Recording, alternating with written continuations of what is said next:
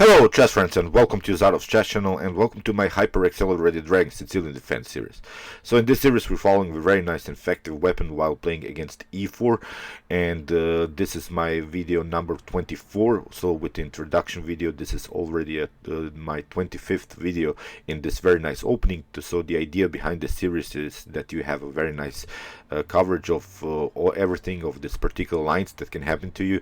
And today we're continuing the series with the so-called martial variation of the wings gambit. The wings gambit can be sometimes really annoying to play against, because your opponent is trying to deflect your d-pawn to the c side, and then he'll try to get a powerful center. So I had my troubles while playing against this wing gambit, but I think if you manage to make this couple of moves, this next couple of moves very accurate, I think you can get out of this opening very good and win the game eventually. So let's see what's all about. So as I always like to say, in order to get a better understanding of this video, please watch my first videos. So in this introduction video from the hyper accelerated dragon Sicilian defense, and then of course the part 1, part 2, until this very last part, this 24. So let's see what's all about, what's the wing gambit and how you should play against it. I'm gonna cover you a couple of sidelines that you can apply and see what are your opponent's idea and how you should counterplay these types of variations. So here e4 your opponent plays, of course we have c5, and now comes this move b4. It's very tricky because if it of course we have to take this pawn. If we don't take it, then white will build a powerful center anyway. So after the move b4, one of the ideas can be of your opponents to play the move a3, and my recommendation here is simply to play d5, because after e takes d5 we have queen on d5. If your opponent takes the pawn immediately, then we have queen on e5 with the check, and we can also take the rook. So that's why with this move queen on d5 your opponent is forced to play the move knight on f3. Now my recommendation is to play e5, because we don't want to take this pawn. We don't want to take this pawn on a3.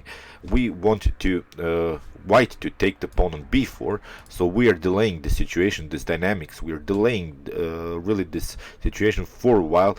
Then after e5, if your opponent takes, then we can take with the bishop. So the instructive game that I wanted to show you in this particular line, it's a game played by Andrea Rombaldoni against Igor Miladinovic. And here, of course, your opponent can play the move c3. Now it's very important to retreat to d6. This is the move that you have to memorize in this particular line, not to retreat here to e7, because it's very important to stay on this diagonal.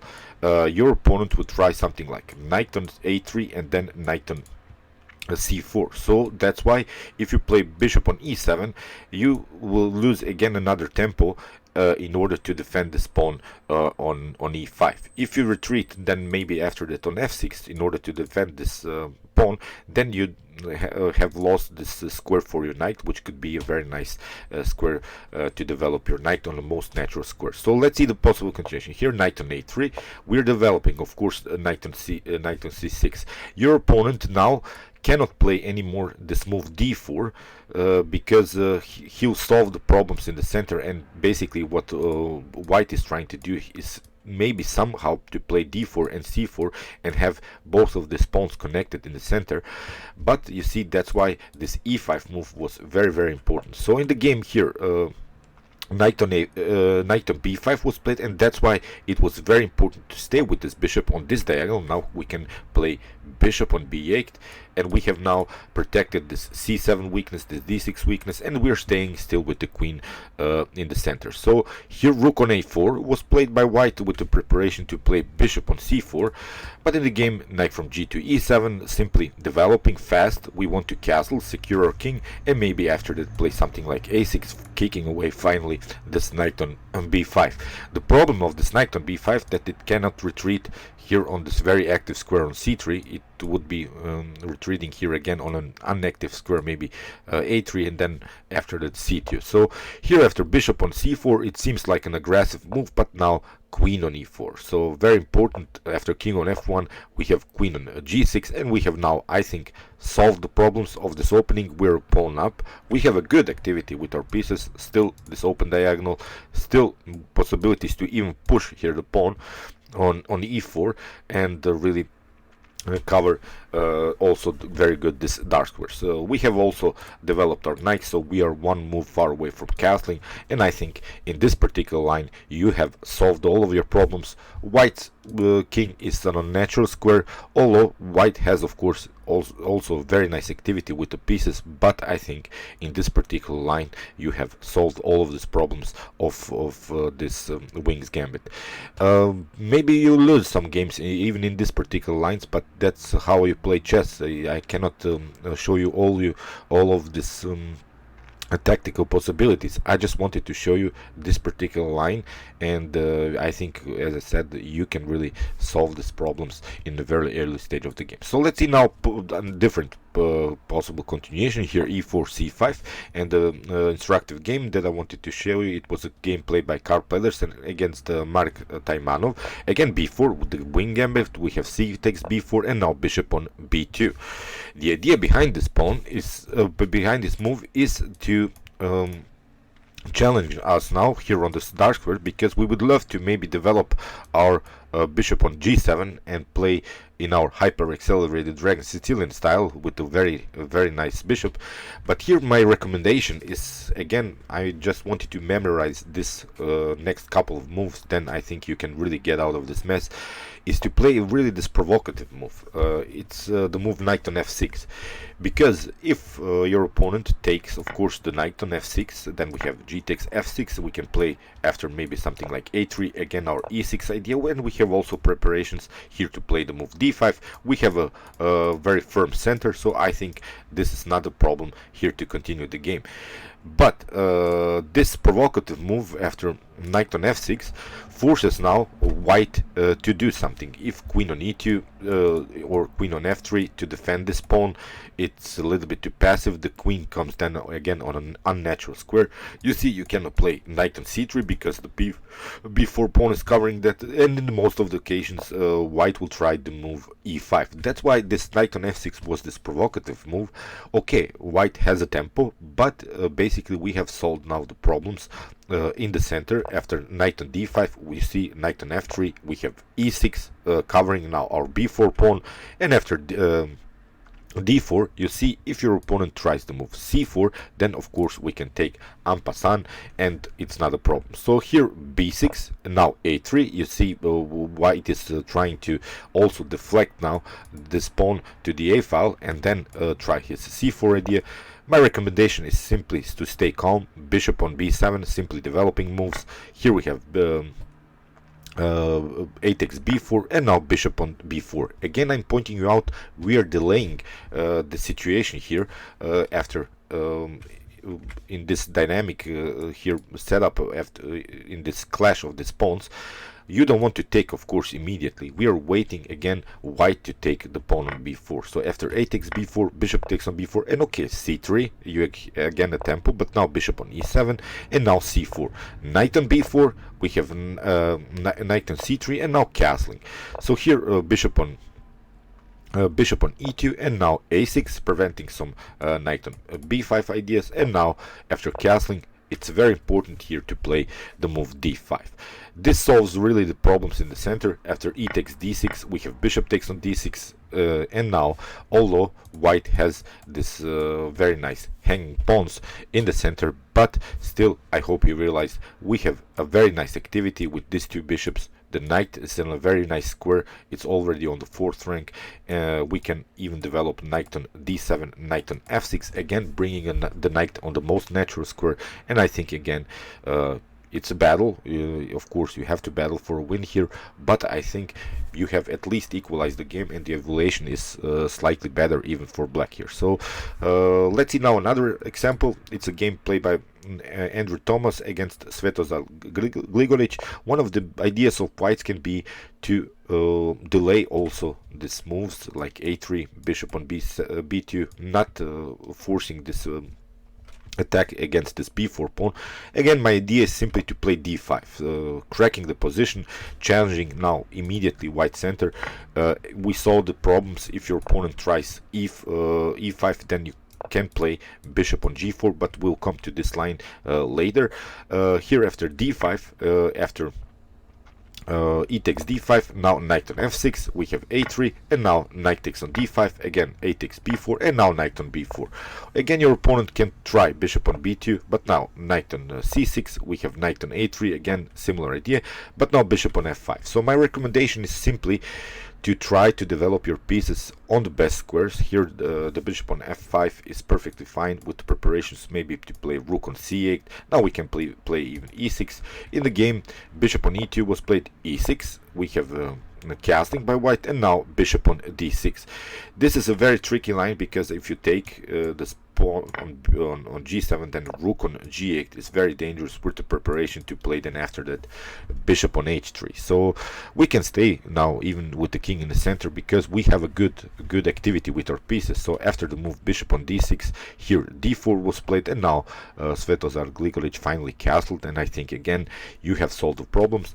If c3, then knight on d5 again, and maybe knight on f4 then after that. So you see c3, knight on d5, and now after bishop on c7, we have bishop on d3, bishop takes on d3, queen takes on d3, and now knight on f4. We have a very nice knight here on f4. We can try something like queen on f6, queen on g6, attacking here this g2 weakness. Again, we are continuing the game, which is the most important thing. We are continuing the game with one pawn up, and I think again you have solved the problems. I'm not going now to show you all of these games. The games will be in the description below. You can analyze them for yourselves. I just wanted to show you this possible situations, and I think you have really solved the problems here. We can also play a blocking system, knight on e7 here, and knight on d5. Still, as I said, it's not over. You have to battle, but I think this is a favorable mini game here for black. So let's see now another example here again. We have this wing gambit. I wanted to show you this other line with the possible bishop on c4 continuation, and the instructive game that I wanted to show you. It's a game played by Said Brich against Evgeny Romanov. Here after b4, of course, c takes b4, and now bishop on c4. The idea of bishop on c4 is to prevent this d5 idea. So my recommendation is to play e6, preparing immediately this d5. Here queen on e2 was played, not allowing this move, because if we play, of course, then we can take, and after we cannot take with the pawn because of this very annoying pin. But still, this is really an unnatural square for the queen, and you have played with your queen in an early stage of the game. Here knight on c6, simply developing move, staying on our protection of this b4 pawn. Here knight on f3, and now knight on f6. Again, a provocative move. I hope you realize we always want white to do something like e5. Then we can play even here knight on d5. So I think again you have solved the problems. But in the game, the castling was played, and now knight takes on e4. This is sort of a liberating line, in which after queen takes on e4 we have d5, and we can take now the pawn and play simply developing moves, bishop on e7 after bishop on b2, castling. In the game, a3 was played. Here bishop on f6, challenging now black's bishop on this very important dark square diagonal. Here bishop takes on f6, queen takes on f6, and now d4. Again, I hope you realized we left the dynamics here on the queen side. We didn't take in any occasions. You shouldn't take this pawn on a3. We are waiting white to take the pawn on b4, and now e5. Very important move here. D takes e5, knight takes on d5. We have knight takes on e5, and now queen takes on e5, attacking the rook on a1. And here after queen on b4 we have queen on a1, and now white thought, okay, I'm gonna trap the queen. But here queen takes on f1, after king takes on f1, b6, we have h4, and now bishop on e6. This is now again, I think, a favorable endgame for black, because we have now a powerful bishop which controls very good both of these diagonals. We have the possibility to occupy maybe here this c file, also here this d file, attacking this weak pawns. The weaknesses are of course this weak pawn on a3 and this on c2. On the other hand, our pawns are connected, and in this game black won the game very easily. So let's see now another example. It's the line in which after c takes b4, your opponent will try to play the move a3 immediately. Again, I'm pointing out d5, very important. And now let's see the possibility if your opponent pass through here with the move e5. My recommendation is to play first knight on c6. Again, as I said, we are not taking this pawn on a3, because after b takes a3, your opponent will get out with his bishop with the tempo and will attack your bishop, because you would love to play something like e6, but then after bishop takes on f8, he'll take out your bishop and prevent you from castling. So in the game, knight on f3, and this is the way, this is the move we have waited for, because now we can play the pin, bishop on g4, and you saw in this couple of examples before that we had some troubles with the light square bishop. Now the bishop is perfectly fine, and we can close here the center with the move e6. In the game, a takes b4 was played, and now e6. Very important move with the preparation now, of course, to play knight on e5, and also creating this very annoying pin against the knight on f3. Here bishop on b5 was played, and now queen on c7. We have bishop on b2, and now finally we are taking this pawn on b4. Your opponent can attack, of course, your bishop, but it's not a problem. We can fix it here with a5. We have castling, and now knight on h6. Also a very nice move, because this dark square bishop is now on this diagonal, it's not on this diagonal, so we can develop this knight and preparing castling, and also try to fix the knight here on a very active square on f5.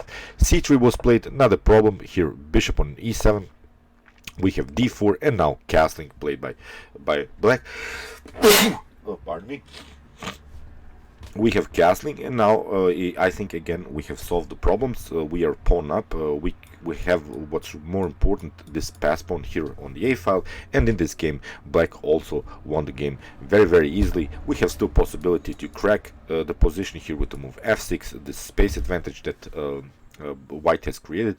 So as I said, all of these games will be in the description below, so you can analyze also these possible continuations.